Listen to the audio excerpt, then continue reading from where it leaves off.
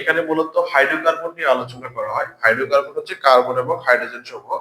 তো মূল প্রশ্ন যেটা আসে আমাদের অ্যারোমেটিক। অ্যালিফেটিক শব্দের অর্থ হচ্ছে চর্বিজাত আর অ্যারোমেটিক শব্দের অর্থ সুগন্ধিযুক্ত। আমাদের প্রশ্ন আসে কোনটি অ্যারোমেটিক যৌগ? অ্যারোমেটিক যৌগ হচ্ছে এগুলো। অ্যারোমেটিক যৌগ যেগুলো হয় বেনজিন। এখানে বেনজিন হচ্ছে অ্যারোমেটিক যৌগ। বেনজিনে কয়টা দ্বিবন্ধন আছে? তিনটা কি আছে? দ্বিবন্ধন আছে। এবং পাই ইলেকট্রন আছে কয়টা? ছয়টা। পাই ইলেকট্রন কয়টি আছে? ছয়টি। কয়টি আছে? ছয়টি। এটা হচ্ছে বেনজিন। আমাদের এমসিকিউ, যেহেতু আমি এমসিকিউ আলোচনা করতেছি, সেহেতু আমাদের বেনজিনে পাই ইলেকট্রন আছে কয়টা? ছয়টা। দ্বিবন্ধন আছে কয়টা? তিনটা। দ্বিবন্ধন আছে কয়টা? তিনটা। আমাদের প্রশ্ন আছে ন্যাফথালিনে কতটি পাই ইলেকট্রন আছে? নেপথালিনটা হচ্ছে এটা, এই দুইটা বেনজিন চক্র, দুইটা বেনজিন চক্র, সেখানে দ্বিবন্ধন আছে কয়টা? পাঁচটা। দ্বিবন্ধন যদি পাঁচটা হয়, পাই ইলেকট্রন থাকবে 10টা। আর যদি বলে দুর্বল বন্ধন কয়টা, তাহলে দুর্বল বন্ধন হবে 5টি। দুর্বল বন্ধন কয়টি? 5টি। এই এমসিকিউ মোস্ট ইম্পর্টেন্ট, যেটা দুর্বল বন্ধন হচ্ছে 5টি, এখানে দ্বিবন্ধন হচ্ছে 5টি, পাই ইলেকট্রন হচ্ছে 10টি। এটার সাধারণ সংখ্যাটা হচ্ছে C10H8। এটা হচ্ছে ন্যাফথালিন আর এটা হচ্ছে বেনজিন। এটা হচ্ছে বেনজিন। এই দুইটা অ্যারোমেটিক যৌগ। এই দুইটা কোনটি অ্যারোমেটিক যৌগ? দুইটা অ্যারোমেটিক যৌগ। এখানে দ্বিবন্ধন 3টা আর এখানে দ্বিবন্ধন আছে 5টা। এখানে পাই ইলেকট্রন আছে 6টা, এখানে পাই ইলেকট্রন আছে 10টা। এই এমসিকিউটা আমাদের বলছে কোনটি অ্যারোমেটিক যৌগ। এক হচ্ছে বেনজিন, দ্বিতীয় হচ্ছে বেনজিন আর হচ্ছে ন্যাফথালিন। ন্যাফথালিনের সাধারণ সংখ্যাটা C10H8। এখন যদি আমরা দেখি এখানে আমাদের যেটা পরীক্ষায় সবচেয়ে বেশি আছে, আশা করি এগুলোর মধ্যে একটা আসবে। যেমন সমগোত্রীয় শ্রেণী, সমগোত্রীয় শ্রেণী। সমগোত্রীয় শ্রেণীতে শুধু মিথিলিন মূলকের কি থাকতে হবে? পার্থক্য। পাশাপাশি দুইটা কার্বনের মধ্যে মিথিলিন মূলকের পার্থক্য থাকবে। এই একটা এমসিকিউ আসে। সমগোত্রীয় শ্রেণীর মধ্যে দুইটার মধ্যে কি থাকে? মিথিলিন মূলকের কি থাকে? একটা পার্থক্য থাকে। এরপরে আমরা যেটা পড়বো সাধারণ সংকেত। হাইড্রোকার্বন সমূহের সাধারণ সংকেত, পরীক্ষা মোস্ট ইম্পর্টেন্ট যেটা সাধারণ সংকেত। সাধারণ সংকেত, একটু দেখবে অ্যালকেন। অ্যালকেনের সাধারণ সংকেত হচ্ছে CnH2n+2। আমি জানি তোমরা এগুলো পড়ছো, তবে এটা খুব ভালো করে পড়বা। যেমন ফিজিক্স পরীক্ষায় আমাদের 16টা, দিনাজপুর বোর্ডে 16টা এমসিকিউ ছিল, যে 16টা এমসিকিউ সলভ করার জন্য আমাদের সর্বোচ্চ 6 থেকে 7 মিনিট সময় লাগে। তো এইরকম কিছু কমন জিনিস আসবে, এত টেনশন করার কোনো দরকার নেই। এই ক্লাসে জৈব রসায়ন নিয়ে এত টেনশন করার কোনো দরকার নেই। পরবর্তী ক্লাসে আমি তোমাদেরকে পঞ্চম অধ্যায়, ষষ্ঠ অধ্যায় এবং সপ্তম অধ্যায়ের এমসিকিউ সিকিউ নিয়ে আলোচনা করবো। আজকের ক্লাসটা শুধু জৈব রসায়নের জন্য। এখানে এমন কিছু প্রশ্ন আছে যেটা তুমি কয়েক সেকেন্ডের মধ্যেই পারবা, দেখলেই বলতে। যেমন অ্যালকেনের সাধারণ সংকেত CnH10+2। যদি বলি অ্যালকিন, অ্যালকিনের সাধারণ সংকেত অ্যালকিন CnH2n। এটা হচ্ছে অসম্পৃক্ত হাইড্রোকার্বন, যেগুলো তুমি জানো। অ্যালকাইন, অ্যালকাইন যেটাতে ত্রিবন্ধন থাকে CnH2n-2। এরপরে আছে কি? Alcohol, alcohol CnH2n+1 OH। এরপর আছে অ্যালডিহাইড, CnH2n+1 CHO, অ্যালডিহাইড। এরপরে কি আছে? Carboxylic acid, CnH2n+1 COOH। এই যে সাধারণ সংকেতগুলো আছে, এটা হচ্ছে অ্যালকেন একক বন্ধনযুক্ত যৌগ, অ্যালকিন দ্বিবন্ধনযুক্ত যৌগ, অ্যালকাইন ত্রিবন্ধনযুক্ত যৌগ, অ্যালকোহল OH মূলক যুক্ত যৌগ, অ্যালডিহাইড হচ্ছে CHO, আর এটা হচ্ছে কার্বক্সিলিক অ্যাসিড। আমাদের আরেকটা আছে যেটা হচ্ছে কিটোন, এটা হবে CnH2n+1 CO, আবার হবে CnH2n+1। এগুলো হচ্ছে সাধারণ সংকেত। এই সাধারণ সংকেত থেকে আমাদের একটা এমসিকিউ আসবে। আশা করি একটা এমসিকিউ এখান থেকে একটা এমসিকিউ আসবে, অথবা এটার সম্পৃক্ত যেগুলো আছে সেগুলো থেকে একটা এমসিকিউ 100% আসার সম্ভাবনা আছে। এবারে আমরা দেখবো কার্যকরী মূলক। যেমন আমাদের প্রশ্নে আসে যে হচ্ছে কার্যকরী মূলক কাকে বলে সেটা আমরা খুব ভালো করে জানি, এই সংজ্ঞাটাও খুব ভালো করে পড়ে নেবে যে সকল মূলক জৈব যৌগের পাশে বসে কার্যত ধর্ম ও রাসায়নিক বিক্রিয়া নিয়ন্ত্রণ করে এদেরকে বলা হচ্ছে কার্যকরী মূলক। যেমন আমরা যদি কার্যকরী মূলক দেখি, কার্যকরী মূলক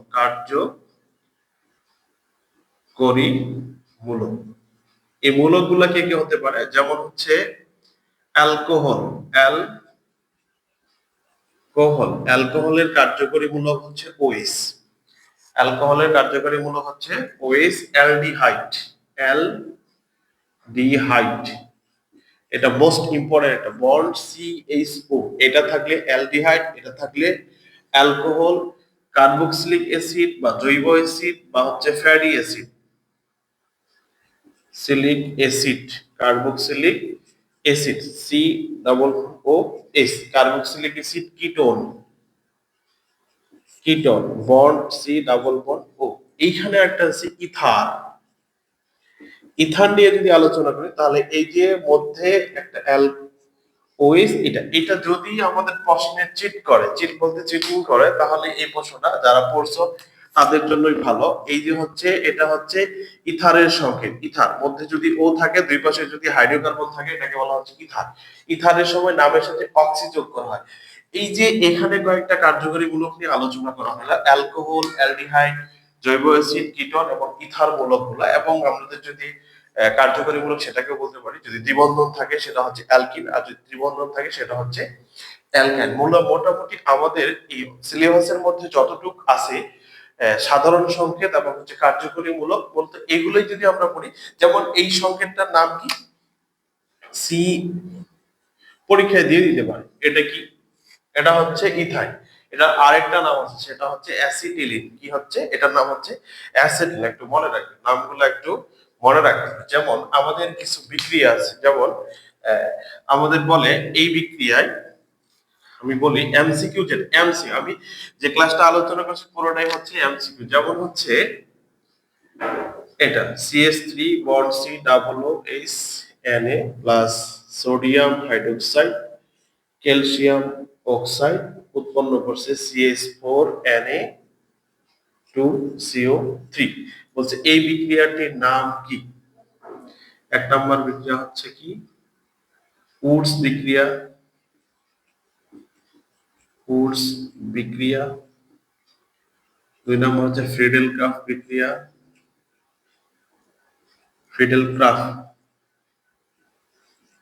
বিক্রিয়া, গ নম্বর হচ্ছে ডিকার্বক্সিলেশন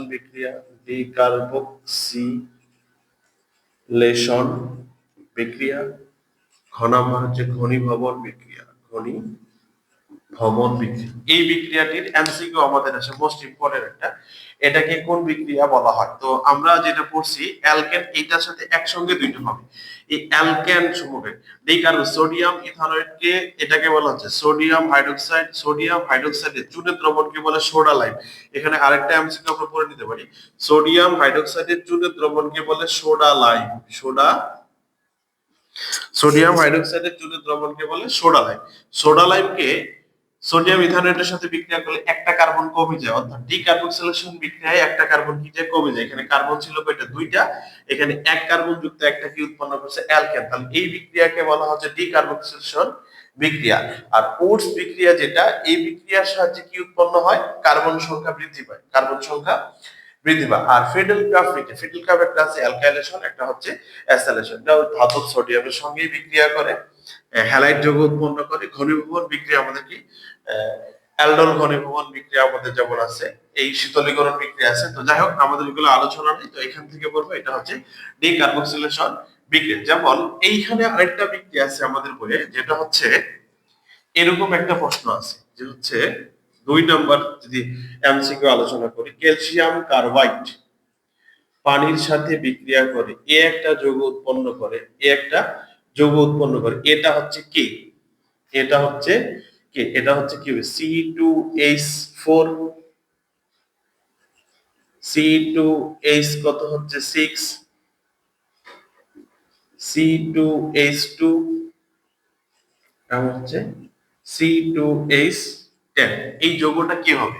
আমাদের বিক্রিয়ার মধ্যে একটাই আছে, এটাকে বলা হচ্ছে অজৈব যৌগ ক্যালসিয়াম কার্বাইড, জৈব যৌগ না, ক্যালসিয়াম কার্বাইডের দ্রবণে ফোটায় ফোটায় পানি যোগ করলে যেটা পাওয়া যায় সেটা হচ্ছে ইথাইন, সেটা হচ্ছে ইথাইন। তাহলে ইথাইন যদি হয় তাহলে C2H2 দুইটা কার্বন, তাহলে এখানে দুইটা কার্বন আর দুইটা হাইড্রোজেন, এই এমসিকিউটা আমাদের জন্য লাগবে। যেমন হচ্ছে এই বিক্রিয়ার মাধ্যমে আমরা কি উৎপন্ন করি, ইথাইন উৎপন্ন করি। আমাদের একটা প্রশ্ন আছে যে হচ্ছে 2 নম্বর এমসিকিউ গেল, এবার এমসিকিউ 3 নম্বর এমসিকিউ যদি আমরা দেখি, 3 নম্বর এমসিকিউটা যদি ইথাইল আয়োডাইডের দ্রবণ, ইথাইল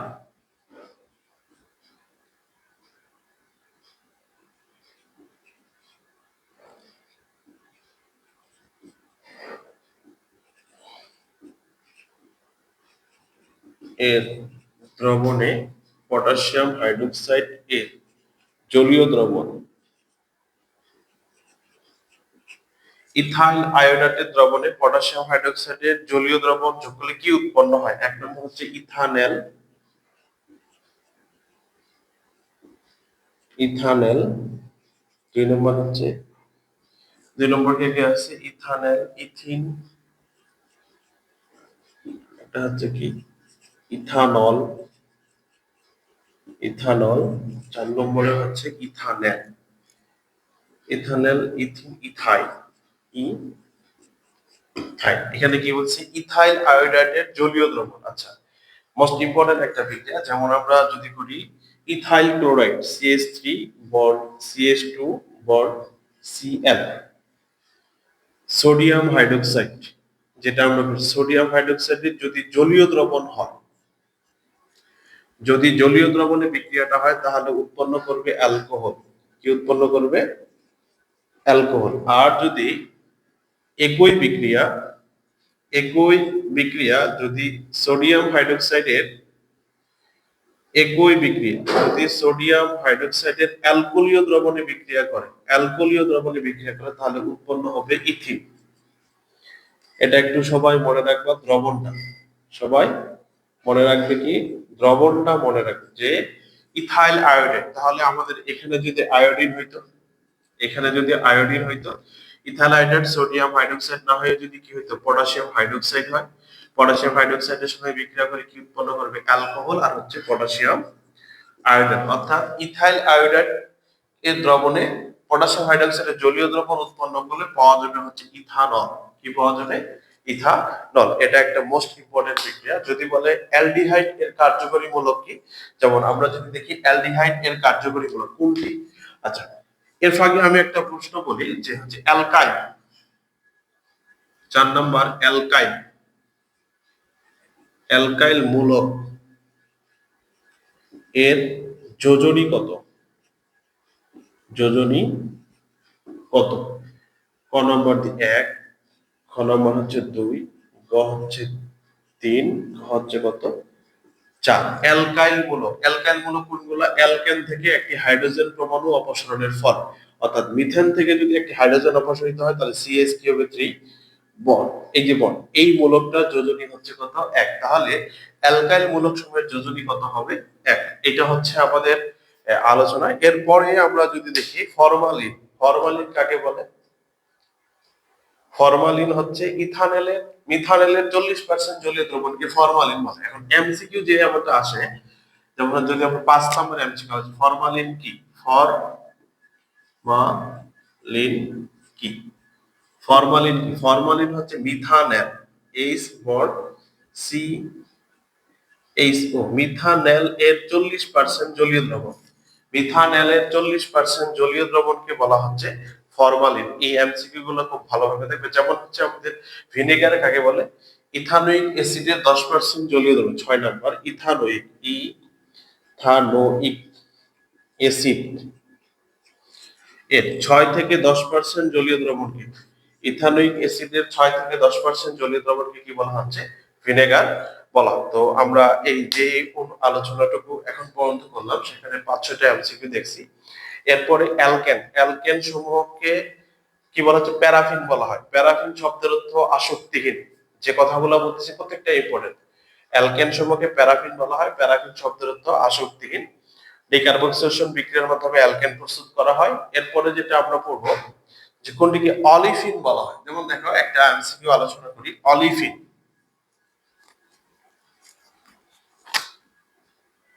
6 নাম্বার, অলিফিন। অলিফিন কোনটি? কোনটি?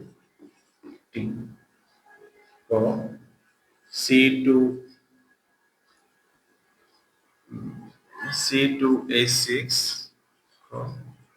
C2H2, C2H4। অলিফিন, অলিফিন কাকে বলে? অ্যালকিন সমূহকে অলিফিন বলে, কারণ অ্যালকিন সমূহ হ্যালোজেনের সাথে বিক্রিয়া করে কি উৎপন্ন করে? তৈলাক্ত যৌগ উৎপন্ন করে। তাহলে এখানকার মধ্যে অ্যালকিন কোনটা? অ্যালকিনের সাধারণ সংকেতটা কত? CnH2n। তাহলে কার্বন সংখ্যা যদি 2টা হয়, হাইড্রোজেন সংখ্যাটা হবে 4টা। একবারে হাওয়া হাওয়া বসায় দিবেন, সেটা হচ্ছে হয়ে গেল।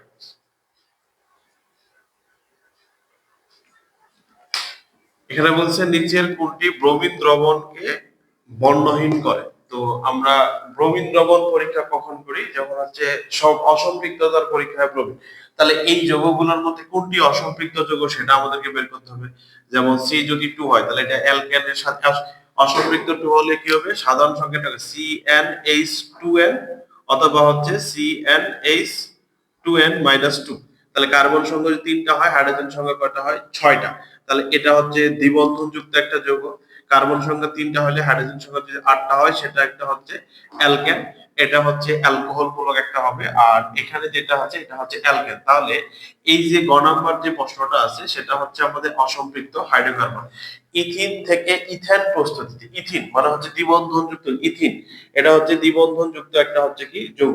ইথিন থেকে ইথেন প্রস্তুত করলে কার সঙ্গে? হাইড্রোজেনের বিক্রিয়া। কার প্রভাবে? নিকেল প্রভাবকের উপস্থিতি বিক্রিয়াগুলো করানো হয়। তো যত প্রকার আমাদের বইয়ে যত প্রকার সংযোজন বিক্রিয়া আছে সবগুলো কি করা হয়? নিকেল প্রভাবকের উপস্থিতি। শুধু আমাদের নাইট্রোজেন এবং হাইড্রোজেন বিক্রিয়া করে কি উৎপন্ন করে? অ্যামোনিয়া উৎপন্ন করে। এই বিক্রিয়াটা করা হয় তোমার আয়রন প্রভাবকের উপস্থিতি। আমাদের এখানে আরেকটা ইম্পর্টেন্ট প্রশ্ন যেটা হচ্ছে এমসিকিউ, যেমন হচ্ছে অ্যালকেন।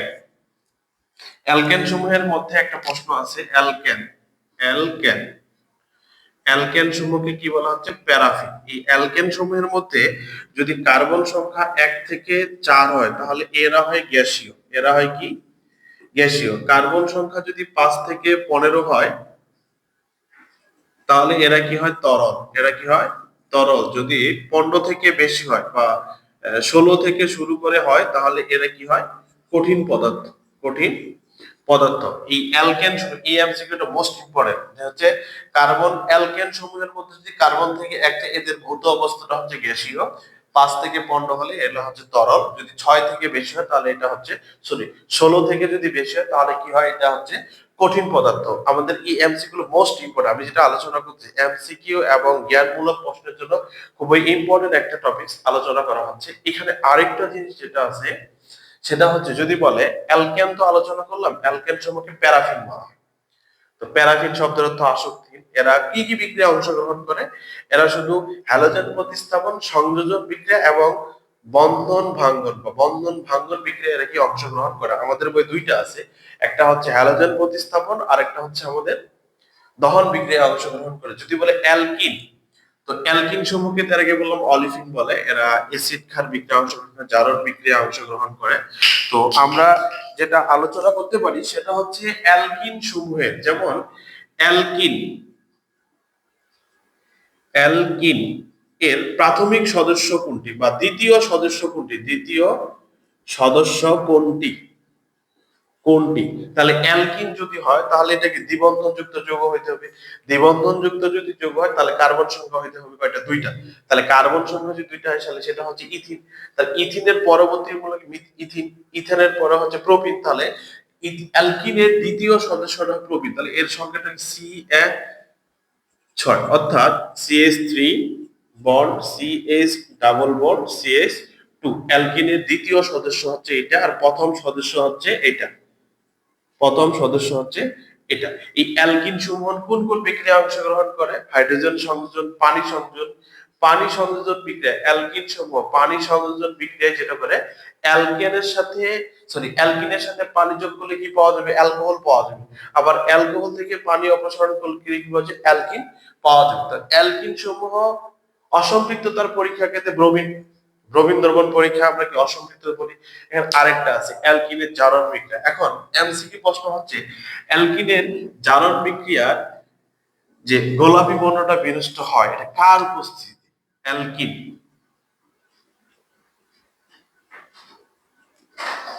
অ্যালকিনের জারণ বিক্রিয়া কার অ্যালকিন ইথিন কার উপস্থিতি পটাশিয়াম ডাইক্রোমেট না পটাশিয়াম পারম্যাঙ্গানেট পটাশিয়াম ডাইক্রোমেট এর উপস্থিতি এটা কি হয় গোলাপি বর্ণটা কি হয় বিনষ্ট হয় পটাশিয়াম পারম্যাঙ্গানেট KMnO4 এর উপস্থিতি গোলাপি বর্ণটা কি হয় বিনষ্ট হয়। কার উপস্থিতিতে পটাশিয়াম পারম্যাঙ্গানেটের উপস্থিতিতে গোলাপি বর্ণটা কি হয় বিনষ্ট হয়। এরপরে আমরা যদি করি অ্যালকিন আলোচনা করি অ্যালকাইনের প্রাথমিক সদস্যটা হচ্ছে ইথাইন। এটা দিয়ে দিব ইথাইনের আরেকটা নাম হচ্ছে কি অ্যাসিটিন। ইথাইনের সাথে আমরা যদি হ্যালোজেন বিক্রিয়া করি ইথাইনের সাথে পানি সংযোগ করলে কি পাওয়া যাবে সেটাও একটা এমসিকিউ আছে। ইথাইন যেমন হচ্ছে ইথাইন ইথাইন ইথাইনের সাথে যদি আমরা পানি সংযোজন করি তাহলে পাওয়া যাবে ইথানেল। এই ইথানেলকে যদি অক্সিজেন দ্বারা জারিত করা হয় তাহলে কি পাওয়া যাবে ইথানোয়িক অ্যাসিড। ইথানোয়িক কি হচ্ছে ইথানোয়িক অ্যাসিড। এটা হচ্ছে ইথিন থেকে ইথানোয়িক অ্যাসিডের প্রস্তুতি। এখানে কি করতে হবে অক্সিজেন দ্বারা কিন্তু জারিত করতে হবে। যদি বিজারণ বিক্রিয়া ঘটানো হয় তাহলে তার কি করবে উল্টাটা হবে। তাহলে এই অ্যালকেন অ্যালকিন অ্যালকেন আমাদের মূলত এগুলোই ছিল আলোচনা। এখানে ছিল হচ্ছে যেটা কার্বক্সিলিক অ্যাসিড এবং এখানে একটা আছে কিটোন মূলক C ডাবল বন্ড ও যেটা আছে সমগোত্রীয় শ্রেণী যেমন হচ্ছে ইথিলিন গ্লাইকল কোন ধরনের যৌগ। যেমন যদি আমি বলি ইথিলিন গ্লাইকল, আচ্ছা ইথিলিন গ্লাইকলটা হচ্ছে অ্যালকিনের জারণ বিক্রিয়ায় অংশগ্রহণ করে। ইথিলিন গ্লাইকল কোন ধরনের যৌগ। এক নম্বর হচ্ছে অ্যালকোহল, দুই নম্বর হচ্ছে অ্যালডিহাইড, তিন নম্বর হচ্ছে কিটোন, চার নম্বর হচ্ছে অ্যালকেন।